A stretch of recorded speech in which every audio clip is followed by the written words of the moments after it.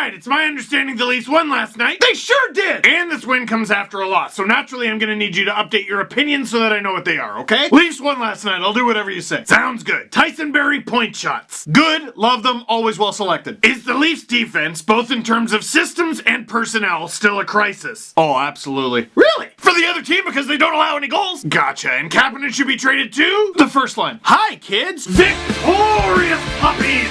This team is ruining my life. Why do I watch hockey? Stress relief, okay? We can. And we will. The Victory Puppies beat the Desert Dogs, boy! Yeah! If the NHL is rigged in the Leafs' favor, give me a paw. Whoa! Leafs win! 3-2 in overtime over the Arizona Coyotes. Let's talk about it. Let's talk about a couple things right off the bat, alright? First and foremost, the Coyotes score in overtime, the video is reviewed, and it turns out it's not a goal. Leafs go the other way, and they score, so they win the game. So I post this meme. It's a very funny meme! And a lot of you didn't get it, and I was sad. And I tweeted as much, and it turns into World War III. I don't know where I learned it. It might have come from the Animaniacs, I don't know, but I wasn't alive when it happened. I wasn't judging anyone for not knowing it. I was merely saying I was sad because I thought my joke was funny and a lot of people didn't get it. And no, I wasn't looking down on anyone who didn't get it. Do I look and sound like an intellectual? For those of you who don't know, this is a newspaper that incorrectly posted Dewey defeats Truman, which wasn't true. Truman ended up becoming president. The Coyotes scored against the Leafs. I'm sure there were a lot of beat writers who had their night ruined by the result there, and a lot of fans left the arena there. That's why I thought it'd be funny to make that little meme there. That, and I was in the ice surfing studio at the time, and Kaylee Sibley in the room with us. She is a Coyotes fan and was very sad. So naturally, as her friend, I wanted to ruin her night. All I did was put Coyotes beat Leafs. I didn't say Shane Doan was overrated. Oh, jeez. I'm trying to delete. Sorry about this. And another thing. Well, an overtime winner against Toronto in Toronto was overturned by Toronto. So naturally, the whole thing's rigged for Toronto, which explains all the Leafs' success over the past 53 years, right? This explains why they keep winning. This is bigger than the Houston Astros. They didn't even have garbage can technology back then. They just had to yell bang like Buddy in Dallas. Oh wait, I'm kidding. The Leafs haven't won a playoff round since 2004, and they haven't won a Stanley Cup since 1967, and the guy who scored the Stanley Cup winning goal that year was a guy named Jim Pappen, who is 80 years old, and he was one of the youngest players on the team. He actually led the Leafs in scoring in those playoffs with 15 points in just 12 games. My goodness, just 12 games? Why did he miss so much time? Was he injured? No! The playoffs were shorter! So two things can be true, that perhaps the goalie interference call in overtime was a bit wonky, and we'll get to that,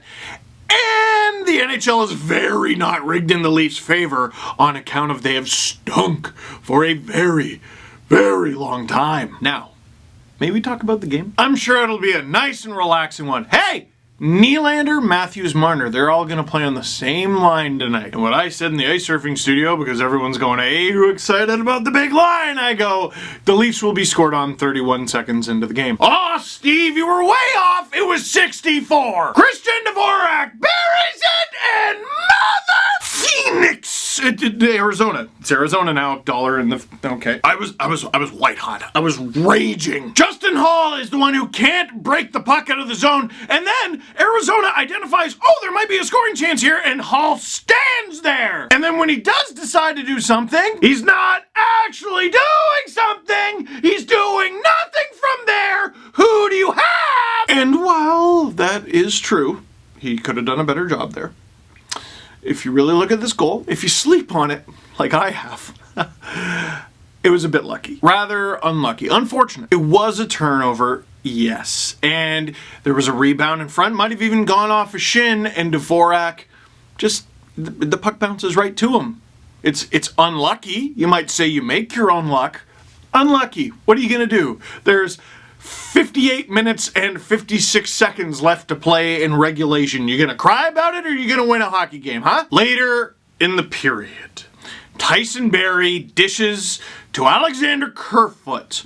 Kerfoot sees a wide open Tyson Barrie near the point. You ever get in a bad mood and then have friends try to cheer you up? And you're like, actually, can you not ruin my bad mood? Pretty sure that was Leafs Twitter as Tyson Barrie wound up for a slap shot. This is gonna fail! We told you it's gonna fail! The numbers said it was gonna fail! Haven't you read this chart? And here's the thing, Tyson Barrie can't read that chart because Zach Hyman ate it! Zach Hyman! What's the same game? That was a blast of a shot. Nice little give and go with Barrie and Kerfoot there. You know Barrie wanted one, especially after that little screw up against Montreal. And that puck hit Hyman so hard, he was like laboring after. He's like, happy. Really? Thanks for that, Tyson. Just happy to help the team out. I have commented, and many have commented, that Zach Hyman's shooting percentage this season is dummy high. It is, I believe, 22%. And, you know, there's a variety of factors there. For example, it's easier to put that sort of number up when you're shooting against nets with no goaltender in them and scoring goals with your ass. But, do you want to get nailed with a Tyson Barrie slap shot and have it go in? Sorry. By asking you that, I'm implying that there is glory at the end of it.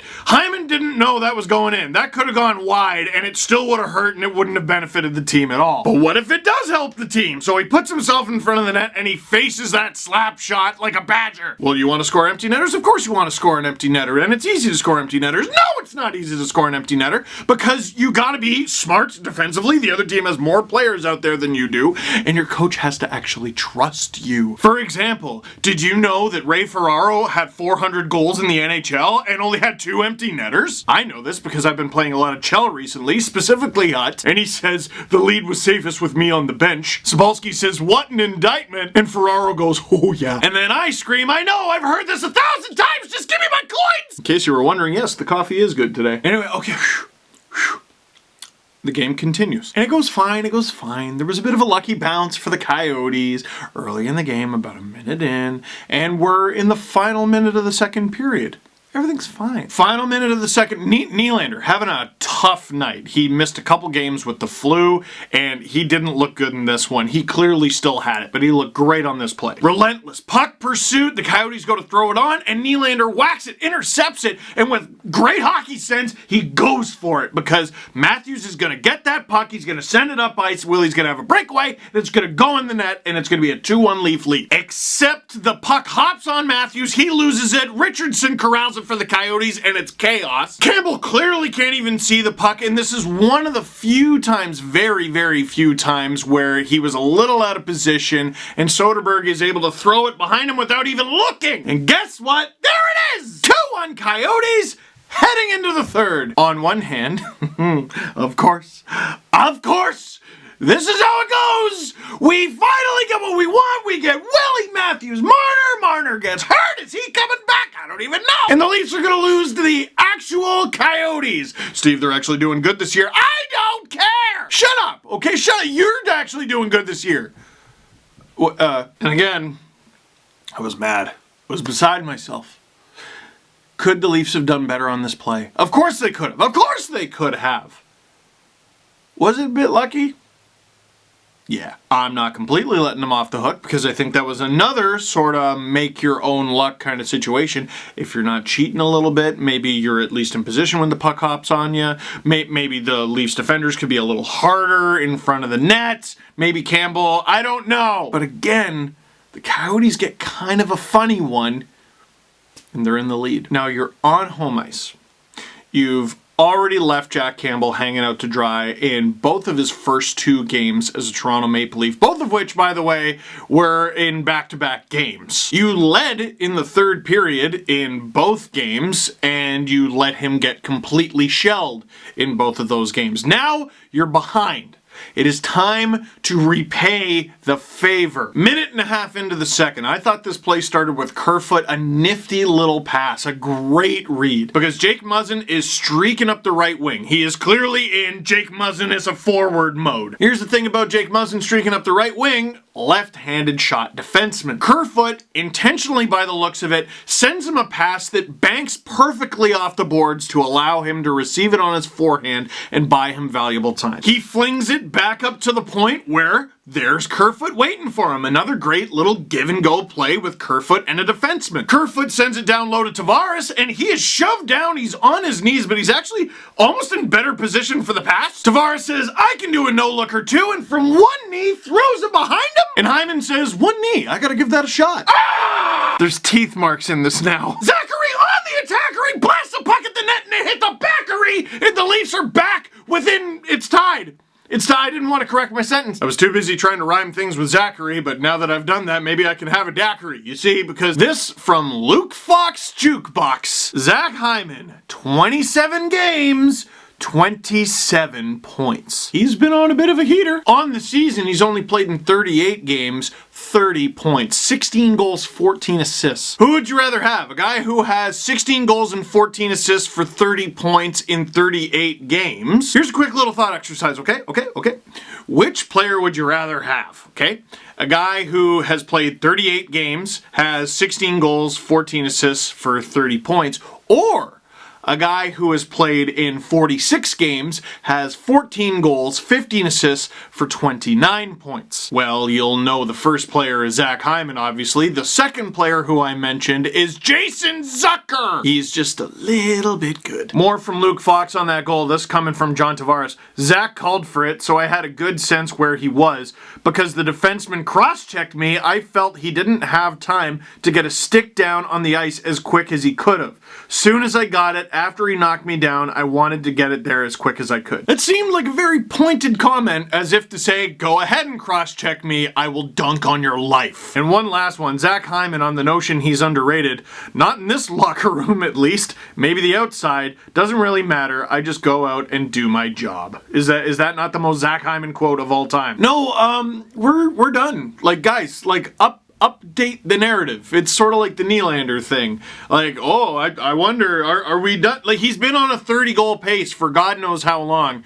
Zach Hyman has been sick for this team since the moment he walked in the door. There were times during the 16-17 season where it was questioned a little bit and we got excited about this team with all this skill. And then there's Zach Hyman, who just kind of works hard. Ew, hard work. But like, he more than proves himself. And then at the beginning of 17-18, the Leafs signed Patrick Marleau, and oh, surely he's going to be playing with Austin.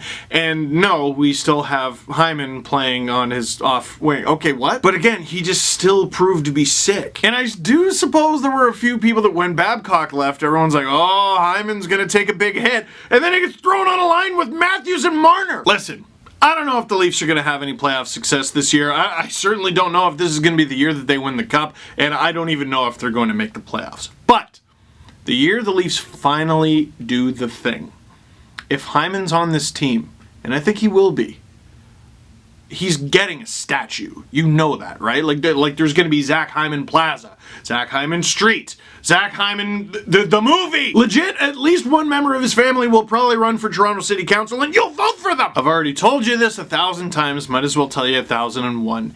Years ago, when Sheldon Keefe was still the head coach of the Marlies and Dubas was the AGM of the Leafs and the GM of the Marlies, I asked them both separately who they thought the most underrated player was on the Marlies. And they both separately said Justin Hall for defenseman, who did not have an NHL contract at the time, and up front they said Zach Hyman. Keefe said he's a rock star in our video sessions, and that was 4 or 5 years ago, and I just can't imagine that's changed. I would give him a kidney. I told that to my wife, and she goes, but what if I need a kidney? I'm like, I'll give you that one too. I'll give you a different one, and I'll figure it out. I'll be in kidney debt. But if Zach Hyman needs, I will provide. Like, Zach, you peckish? You hungry? Here's a puck. Go and eat it. And then he'll eat it and digest it and crap excellence like he always has. Appreciate Zach Hyman forever. Now, I spent too much time talking about Zach Hyman's puck poop, so we will skip the third period. We will go straight to overtime. Now,